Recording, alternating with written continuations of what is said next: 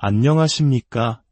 하나님의 은혜와 평강이 당신의 삶에 가득하기를 기원합니다. 오늘 우리는 잠시 세상의 소음에서 벗어나 우리 영혼의 가장 깊은 곳을 울리는 질문에 귀 기울여 보고자 합니다. 우리의 믿음은 왜 때로 미지근하게 식어버릴까요? 어떻게 하면 하나님을 향한 첫사랑의 열정을 회복하고 온전한 헌신의 삶을 살아갈 수 있을까요? 이 메시지가 당신의 마음에 울림을 준다면 공유를 통해 이 은혜를 주변에 나누어 주십시오.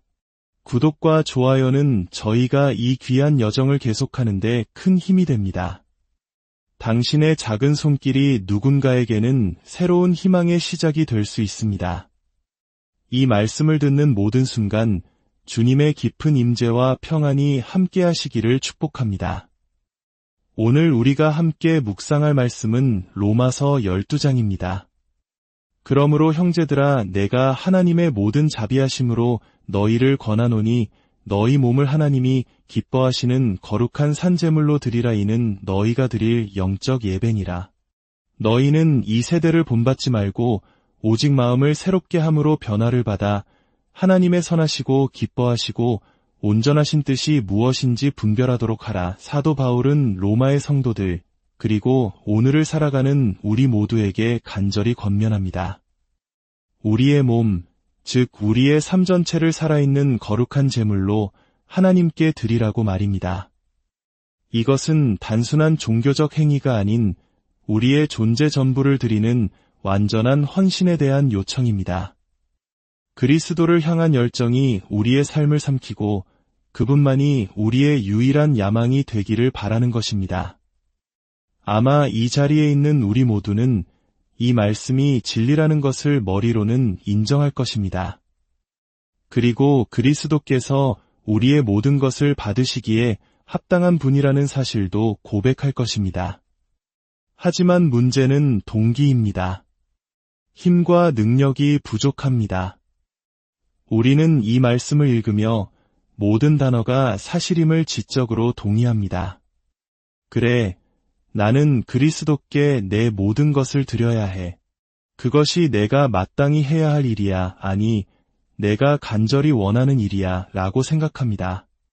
하지만 바로 그 간절히 원하는 일을 우리는 너무나 자주 실패하고 맙니다. 이 말씀이 특별한 성직자나 사역자들만을 위한 것이라고 생각해서는 안 됩니다. 이 말씀은 우리 모두를 위한 것입니다. 사도 바울조차도 이 싸움에서 예외가 아니었음을 우리는 로마서 7장에서 엿볼 수 있습니다. 우리는 종종 바울과 같은 위대한 신앙의 인물들은 우리와 같은 무력감이나 영적인 문제들로 고뇌하지 않았을 것이라고 착각합니다. 혹은 큰 성공을 거둔 것처럼 보이는 사역자들은 동기부여의 부족이나 앞으로 나아갈 힘이 없어 고통받는 일이 없을 것이라고 생각합니다. 하지만 그것은 사실이 아닙니다. 그것은 일종의 우상숭배입니다. 세상에서 가장 위대한 신앙인들도 결국 연약한 인간일 뿐입니다. 우리는 모두 어린아이와 같고 도움이 필요하며 깨어지고 또 고쳐지는 과정 속에 있는 존재들입니다. 그렇다면 질문은 이것입니다. 우리는 이 모든 것을 알고 찬양으로 노래할 수도 있지만 거울 앞에 설 때마다 고개를 숙이며 고백하게 됩니다.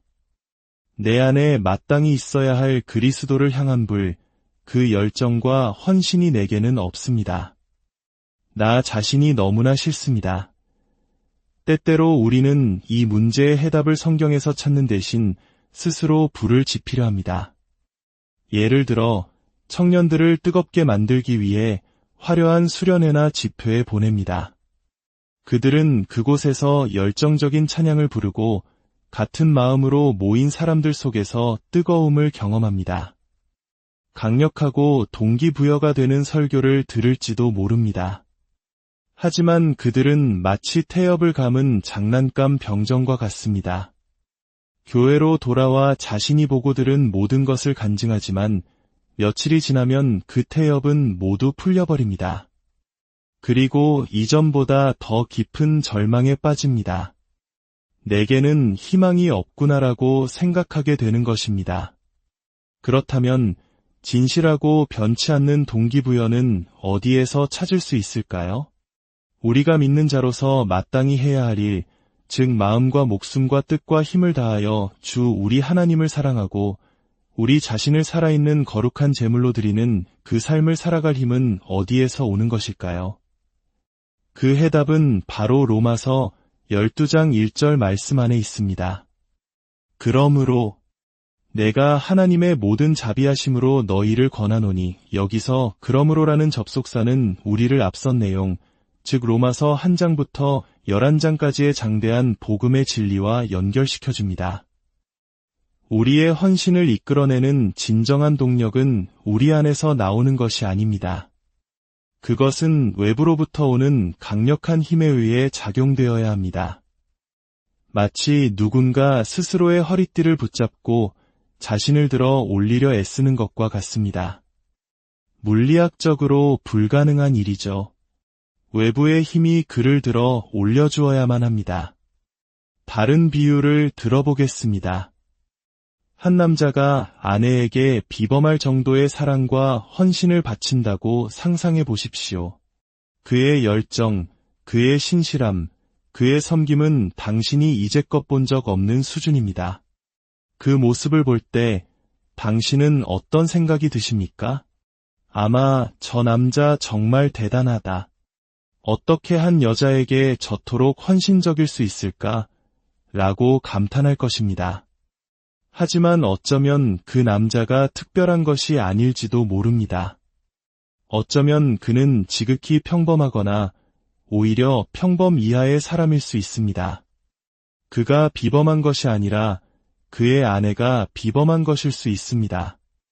아내의 놀라운 아름다움과 덕성이 너무나 강력해서 그 평범한 남자의 마음속에서 애정을 이끌어내는 것입니다.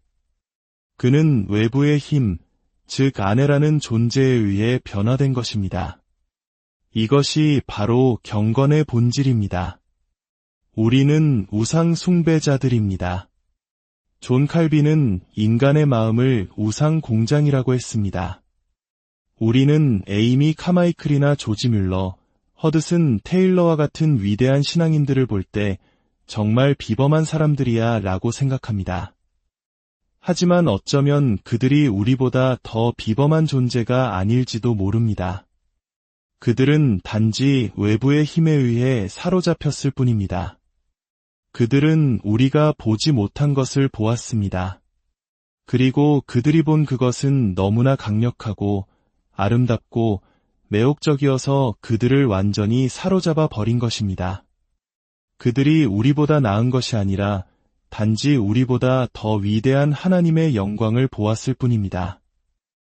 이것이 바로 사도 바울이 말하고자 하는 핵심입니다. 그러므로 내가 너희를 권하노니, 너희 몸을 거룩한 산 제물로 드리라. 그 동기가 무엇입니까? 바로 하나님의 모든 자비하심입니다. 하나님의 자비하심이라는 말은 그저 아름다운 노래 가사 정도로 그쳐서는 안 됩니다. 이 말의 의미를 성경적으로 깊이 이해하지 못한다면 내일 아침 우리가 그리스도를 더 사랑하는데 아무런 도움이 되지 못할 것입니다. 바울이 말하는 하나님의 자비하심이란 로마서 1장부터 11장까지 펼쳐지는 복음의 총체입니다. 그것은 우리가 하나님의 진노 아래 있는 완전히 타락하고 저주받은 죄인이라는 사실을 드러냅니다. 율법 아래 정죄받았으며 스스로를 구원할 능력이 전혀 없는 존재라는 것을 보여줍니다. 그러나 바로 그 절망의 자리에 그리스도께서 들어오십니다. 성육신하신 하나님, 예수 그리스도께서 인간으로 오셔서 우리가 살 수 없었던 완전한 삶을 사셨습니다. 아담 이후 단 한 사람도 단 한순간도 마음과 목숨과 뜻과 힘을 다해 하나님을 사랑한 적이 없었지만 그리스도께서는 그의 삶의 모든 순간 그렇게 하셨습니다. 모든 율법을 지키셨고 모든 유혹을 이기셨습니다. 그리고 그분은 갈보리 십자가로 가셨습니다. 그곳에서 우리의 모든 죄를 짊어지시고 우리의 죄에 대한 하나님의 거룩한 진노의 모든 무게를 온몸으로 받으셨습니다. 그 진노가 그분을 짓눌렀고 이로써 우리의 죄값을 치르셨습니다. 그리고 사흘 만에 죽음에서 부활하셨으며 하늘에 오르시어 지금도 하나님 우편에서 우리를 위해 중보하고 계십니다. 이제 우리를 향한 하나님의 사랑은 불변합니다. 이미 완전하기에 더 사랑하실 수도 없고 우리의 큰 형님이신 그리스도 안에서 언약으로 인쳐졌기에 덜 사랑하실 수도 없습니다. 그분께서 모든 것을 이루셨습니다. 우리가 우리의 구원에 기여한 것이라고는 오직 우리의 죄뿐입니다. 이 진리를 우리를 위해 행하신 이 놀라운 일을 깊이 묵상할수록 우리는 하나님의 자비하심을 이해하게 됩니다. 그리고 그 자비하심이 우리의 메마른 심령에서 사랑과 감사를 이끌어냅니다. 그 사랑이 우리를 움직이는 동력이 되는 것입니다. 마치 한 청년이 무기력하게 살다가 운명의 여인을 만나 삶이 완전히 변하는 것처럼 말입니다. 그의 변화는 그의 덕이 아니라 그를 사로잡은 그녀의 아름다움과 덕분입니다. 하나님의 백성에게 가장 필요한 것은 하나님을 아는 것입니다. 그분의 아들 예수 그리스도를 통해 나타난 하나님을 아는 것입니다. 복음의 말씀을 통해 하나님을 아는 것입니다. 우리 인생은 너무나 짧습니다. 어제는 9살이었던 것 같은데 몇 시간 전에는 20살이었고 오늘 아침에는 40이었던 것 같습니다. 자정은 다가오고 우리는 모두 죽음을 맞이할 것입니다. 이 땅의 명예, 부, 권력, 아름다움은 모두 사라집니다. 우리는 무엇을 위해 살아야 할까요? 잠시 두 개의 계약서를 상상해 보십시오. 첫 번째 계약서는 악마가 제시합니다. 이 짧은 세상에서의 약간의 성공을 약속합니다. 그러나 그 계약서는 거짓말쟁이요 살인자인 자가 기만적인 서명으로 내민 것입니다. 그것을 사는 순간 당신은 모든 것을 얻는 듯하지만 결국 모든 것을 잃게 됩니다. 다른 계약서가 있습니다. 그것은 하나님의 아들의 피로 서명되었습니다. 그분은 우리의 죄를 위한 희생 제물로 자신의 생명을 내어주셨습니다. 그분은 영원한 왕이시며 그분의 나라는 영원하고 그 영광은 결코 쇠하지 않을 것입니다. 그 나라의 백성들은 하늘의 별과 같이 빛날 것입니다. 만약 당신이 가장 작고 연약한 성도의 미래의 아름다움을 잠시라도 엿볼 수 있다면 그 영광이 당신을 압도하여 당신의 마음을 터뜨릴 것입니다. 그런데 우리는 그 영원한 영광을 이 찰나의 세상과 바꾸려 하고 있습니다. 만약 우리가 다가올 하나님 나라에 대한 그분의 말씀을 진실로 믿는다면 우리의 삶을 산 제물로 드리는 것이 가장 합리적인 선택이 아니겠습니까?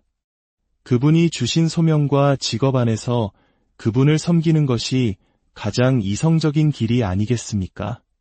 그러나 그보다 더 위대한 동기가 있습니다. 그것은 우리가 미래에 얻게 될 것이 아니라 그분이 과거에 행하신 일입니다. 바로 그리스도의 사랑입니다. 고린도후서 5장 14절은 말합니다. 그리스도의 사랑이 우리를 강건하시는도다. 여기서 말하는 사랑은 우리가 그리스도를 향해 품는 위대한 사랑이 아닙니다. 만약 우리의 동기가 그리스도를 향한 나의 사랑에 있다면 우리의 삶은 롤러코스터와 같을 것입니다. 어느 날은 뜨거웠다가 다음 날은 차갑고 또 미지근해지는 변덕스러운 감정에 좌우될 것입니다. 사도 바울을 움직인 동기는 예수님을 향한 바울의 위대한 사랑이 아니었습니다. 그것은 바울을 향한 예수님의 위대한 사랑에 대한 깨달음이었습니다. 그 사랑이 그를 사로잡고 통제했습니다. 오래전 오직 부와 명예만을 줬던 한 청년이 있었습니다. 그는 그리스도에 대해 듣게 되었고 캠퍼스를 다니며 전도지를 나누어 주기 시작했습니다. 친구들이 그를 조롱하며 말했습니다. 대체 뭐 하는 거야? 넌 웃음거리가 됐어. 모든 걸 잃고 있잖아. 청년은 대답했습니다. 내가 달리 무엇을 할 수 있겠어?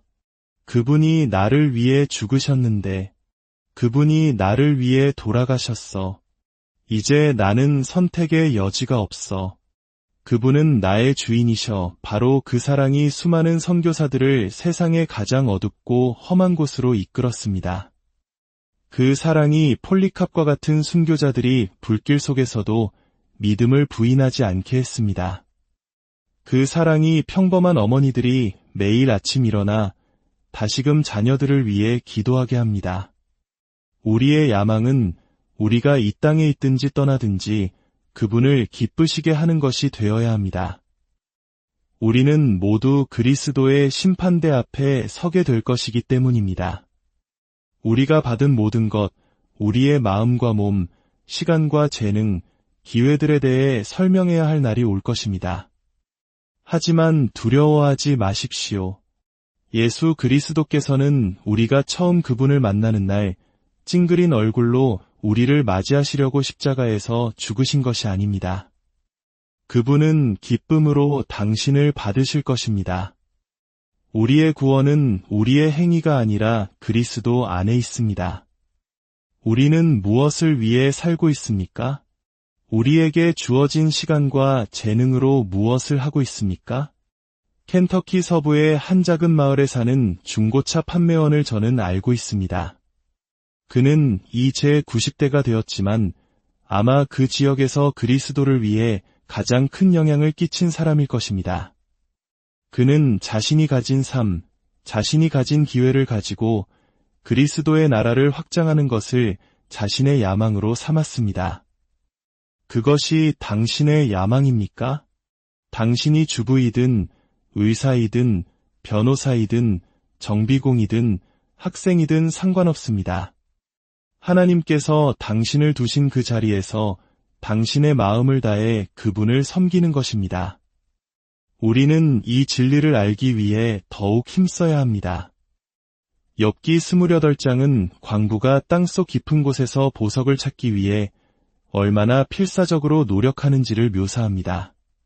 그는 다른 사람들과 떨어져 가장 어둡고 깊은 곳으로 내려가며 산을 뒤엎을 듯한 강도로 노동합니다. 그 보석과 금을 얻기 위해 모든 것을 겁니다. 그것이 바로 우리의 모습이 되어야 합니다. 우리는 하나님의 말씀을 파고들어야 합니다. 나는 하나님을 알고 싶다. 그분의 아름다움, 그분의 능력, 그분의 거룩함, 그분의 선하심을 알고 싶다. 나는 그리스도를 알고 싶다. 이 말씀을 찢어서라도 그분을 알고자 하는 열망이 있어야 합니다. 십자가의 의미를, 영원의 위대함을, 다가올 영광을 알기 위해 애써야 합니다. 이러한 것들을 말씀 안에서 더 깊이 알아갈수록 그것이 우리를 사로잡을 것이고 우리는 더 이상 인위적인 동기부여가 필요 없게 될 것입니다. 사랑하는 여러분, 우리 앞에 놓인 것은 상상조차 할 수 없는 영광입니다. 눈으로 보지 못하고 귀로 듣지 못한 놀라운 것들이 우리를 기다리고 있습니다. 이곳에서의 삶이 전부가 아닙니다. 지금 우리는 마치 용과 싸우는 병사와 같습니다. 우리는 왕을 섬기고 있으며 그분의 검을 들고 있습니다. 이 싸움이 우리의 목숨을 앗아간다 해도 상관없습니다. 왕의 영광을 위함이라면 말입니다. 당신이 그리스도의 이름으로 냉수 한 잔을 주는 그 작은 행위조차도 하늘에서는 영원한 상급으로 기억될 것입니다. 신자에게는 세속적인 것이란 없습니다. 모든 것이 거룩합니다. 당신의 직장에서의 정직한 노동, 자녀를 향한 가르침, 교회를 위한 기도와 섬김, 그 모든 것이 하늘의 박수를 받는 위대한 일입니다. 우리를 움직이는 동기는 두 가지입니다. 우리 뒤에 있는 십자가, 그리고 우리 앞에 있는 영광. 이 얼마나 놀라운 일입니까? 함께 기도하겠습니다. 하나님 아버지, 당신의 말씀을 주심에 감사드립니다. 갈보리에서 우리를 위해 얻어주신 소망에 감사드립니다. 또한 우리 앞에 놓인 영광스러운 소망에 감사드립니다. 5. 하나님, 이 자리에 있는 모든 이들을 그 희망으로 가득 채워주시옵소서.